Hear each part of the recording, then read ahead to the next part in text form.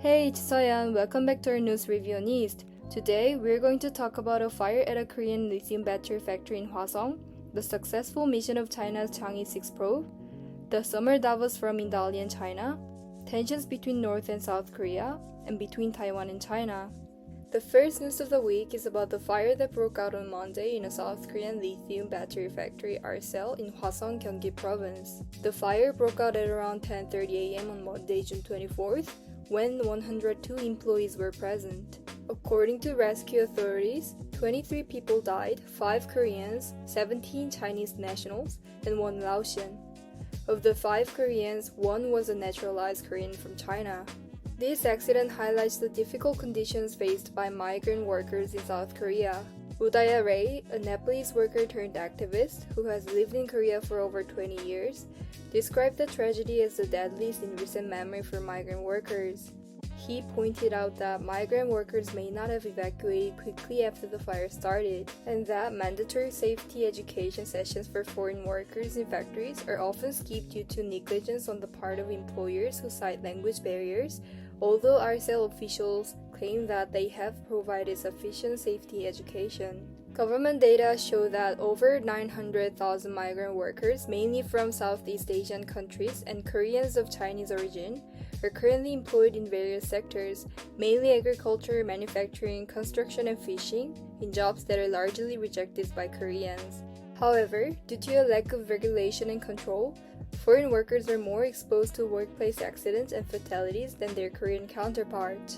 According to a 2022 report by the Korea Institute of Health and Welfare, while the total number of occupational fatalities decreased from 1,114 in 2010 to 855 in 2019, fatalities among foreign workers increased from 78 to 104 over the same period. They accounted for 7% of total fatalities in 2010, but rose to 12.2% in 2019. As it turned out, the migrant workers killed in the fire were temporary employees hired on a subcontracting basis rather than regular employees. Lawyer Choi Jung-Un of the Won-Gong law firm, which specializes in migrant-related cases, said the fire had highlighted the widespread illegal outsourcing practices in Korea, which mainly affect foreign workers. He added that these illegal practices are common as manufacturing companies often offer cheap migrant labor recruited through brokers to cut labor costs.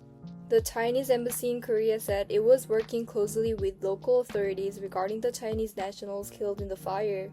A few hours after the fire, Chinese Ambassador Xing Haiming visited the scene and urged South Korea to quickly determine the cause of the accident, properly manage the aftermath, and provide all necessary support to the families of the Chinese victims.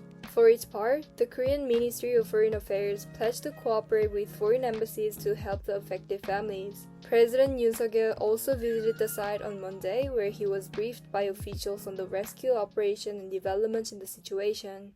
The second news of the week takes place in China, with the return to Earth of the Chinese probe Chang'e 6. Chang'e 6 is a Chinese mission to return samples of lunar soil. The probe's objective was to collect samples from the far side of the moon and bring them back to Earth. The near side is the one that can be seen from Earth, while the far side faces out into space. While American and Soviet missions had already collected samples from the near side, the Chinese mission is the first in the world to collect samples from the far side. Chang'e 6 was launched on May 3, 2024. On June 1st, the lander landed in the South Pole Etikan Basin on the far side of the moon. On Tuesday, June 25th, the Chinese probe Chang'e 6 returned to Earth with rock and soil samples from the far side of the moon aboard first. The probe landed in northern China and Inner Mongolia. The success of Chang'e 6 will enable us to better understand lunar geology and the history of the solar system. Indeed, the samples, including 2.5 million-year-old volcanic rocks, will help scientists understand the geographical differences between the near and far sides of the moon. Scientists also hope that the samples will reveal traces of ancient meteorite collisions. The lunar program is part of a growing rivalry with the United States, which remains the leader in space exploration, and other countries including Japan and India. China has put its own space station into orbit and regularly sends crews there. Chinese leader Xi Jinping sent a congratulatory message to the Chang'e team, declaring it a landmark achievement in China's efforts to become a powerful country in the fields of aerospace, science, and technology. China's next objective is to search for water ice near the lunar South Pole, which could be used to make oxygen and rocket fuel and is essential for a long-term human presence on the moon. The Chang'e 7 and Chang'e 8 missions are scheduled to launch in 2026 and 2028 respectively in search of water ice. China has also declared that it plans to send astronauts to the moon by 2030 at the latest. The third news of the week is the Davos Summer Forum in Dalian, China. The World Economic Forum held the 15th annual meeting of the New Champions, also known as the Summer Davos Forum in Dalian, China from June 25th to 27th, 2024. This forum, held annually in either Dalian or Tianjin, focuses on innovation, science, and technology. Established in Davos, Switzerland in 1971, the World Economic Forum is a private organization where leaders from politics, business, academia, and media gather to address global issues and find solutions. China has hosted the Summer Davos Forum since 2007. This year's forum, themed Next Frontiers for Growth, included over 160 sessions with more than 1,600 leaders discussing topics such as climate and nature, energy policy, artificial intelligence, and human investment. At the opening plenary, China's Premier Li Qiang delivered a speech urging global cooperation and open markets while cautioning against trade protectionism disguised as environmentalism. He reassured attendees about China's economic growth, targeting a 5% growth rate for the year. Li's remarks come amid growing global pushback against China's electric vehicle exports and concerns that China is using cheaper EVs and other green technologies to flood markets from Europe to North America. Last month, the Biden administration announced plans to raise tariffs on imports of Chinese-made EVs and other clean energy products. The European Union is also preparing to impose tariffs on electric vehicles starting next month. In response, Li Qiang asserted that Chinese EVs and green technologies meet domestic demand, countering growing global pushback against China's flooding market, while also easing global inflation and contributing to climate change efforts. The later discussions were organized around 6 key themes: connecting climate, nature, and energy, a new global economy, China and the world, entrepreneurship in the age of AI, new frontiers for industries, and investing in people. Today, we'll focus on the China and the world theme. In a session titled "What Does the Belt and Road City Look Like?", experts highlighted the Belt and Road Initiative's role in promoting sustainable urban development. For more clarity, the Belt and Road Initiative is China's best infrastructure project to boost trade and connectivity across Asia, Europe, and Africa. It's been a decade since Chinese President Xi Jinping announced the Belt and Road Initiative. Over the years, the Belt and Road Initiative has included numerous physical development and financial investment projects ranging from the construction of railways to satellite networks. Nigerian Foreign Minister Yusuf Tucker highlighted infrastructure projects such as new railway lines and the deep-sea port in Nigeria built by Italian companies that improve mobility and livability in Nigerian cities, emphasizing sustainability from the local perspective.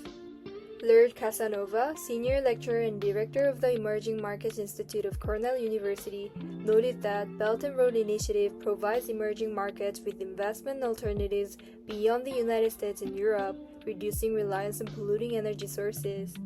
Geo Guli from the China Center for Urban Development discussed a decade of green cooperation projects between China and Belt and Road Initiative partner countries, including photovoltaic power stations and biodiversity protection efforts.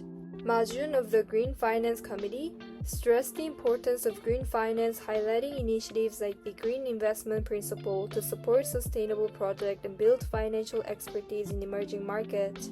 In another session on China and the Middle East, Jordanian Minister Ahmad Hanande expressed hopes for future stability in the Middle East to attract Chinese investment, despite current instability due to the Gaza conflict. He emphasized the importance of security for economic growth and shared concerns over the ongoing crisis, which affects regional economic prospects.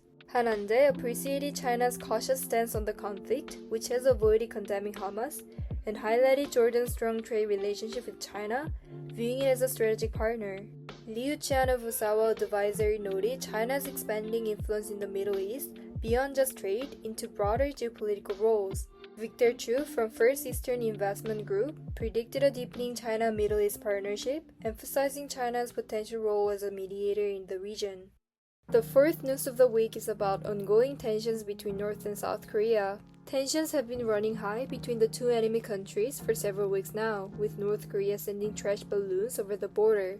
He claimed that the balloons were in retaliation for a propaganda campaign led by North Korean defectors and activists from the South, who regularly send balloons carrying food, medicine, money, and leaflets criticizing the North Korean leadership. The conflict has since escalated. South Korea scrapped the 2018 Inter-Korean Tension-Reducing Military Pact and reinstalled speakers projecting South Korean music and news in the north. In response, North Korea decided to continue sending balloons containing used clothing and soil mixed with human feces and parasites. The South Korean army said on Wednesday that around 100 balloons had fallen to the ground between Tuesday, June 25th and Wednesday, June 26th, mainly in Seoul and the neighboring province of Gyeonggi. On the morning of Wednesday, 26th, flights at Incheon International Airport in South Korea, located 40 kilometers from the border, were interrupted for 3 hours because of the balloons. The disruption diverted 8 flights and delayed several others.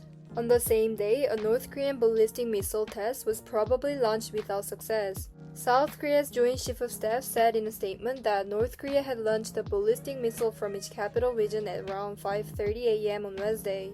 The missile was launched in the direction of North Korea's eastern waters, but the launch reportedly failed. The Joint Chief of Staff said that South Korean and U.S. intelligence services were analyzing the details of the North Korean launch, which was also detected by the Japanese Ministry of Defense.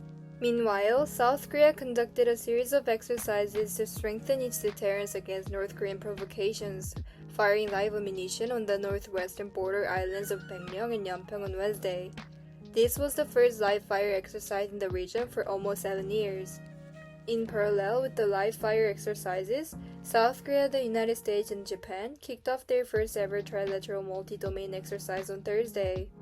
The exercise, called Freedom Edge, was set up last year following the Camp David summit between President Yoon Suk-yeol, U.S. President Joe Biden, and Japanese Prime Minister Fumio Kishida. It is a trilateral exercise taking place in various fields of operation, including air, land, submarine, and cyber.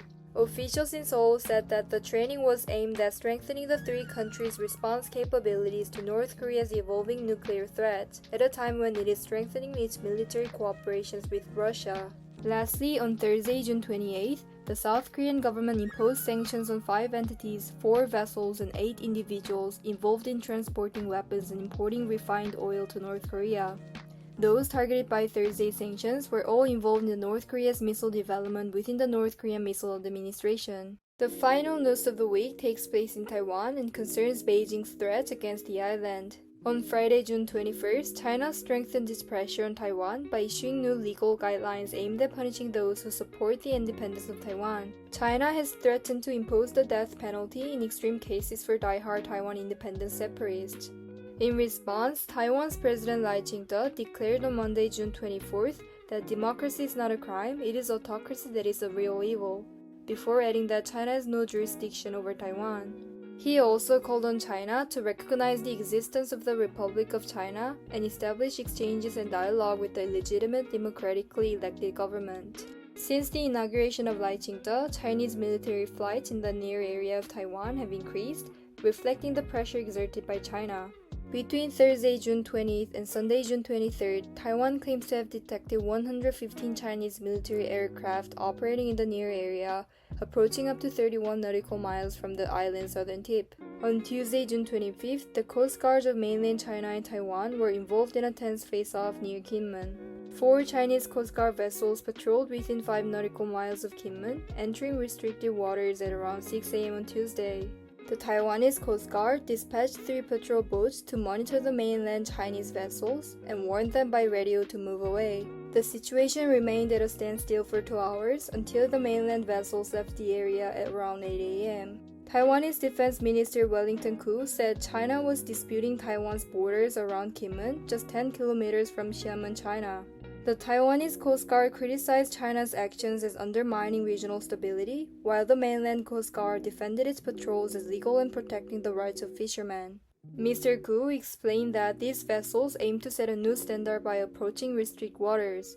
Although they are not military vessels, The Taiwanese military will work with the Coast Guard to monitor the situation in real time. He added that if Chinese military vessels enter territorial waters, Taiwan will respond in accordance with the rules of emergency response. Under Taiwan's rules of engagement and first strike policy, authorities can target and in serious cases open fire on vessels that consistently violate warnings by remaining in Timon waters.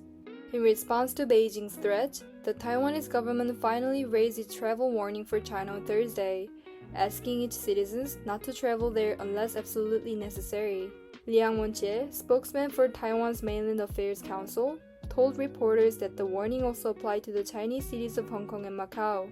He added that it was not a visit ban but a measure to protect the Taiwanese people and remind them of the risks. What do you think of this travel warning? If any of you are Taiwanese and watching this content, would you still want to travel to China? Let us know in the comments below. Stay updated on all these topics and more with our daily news roundup on Instagram. It's an easy and effective way to keep up with the news. Check all the links in the description.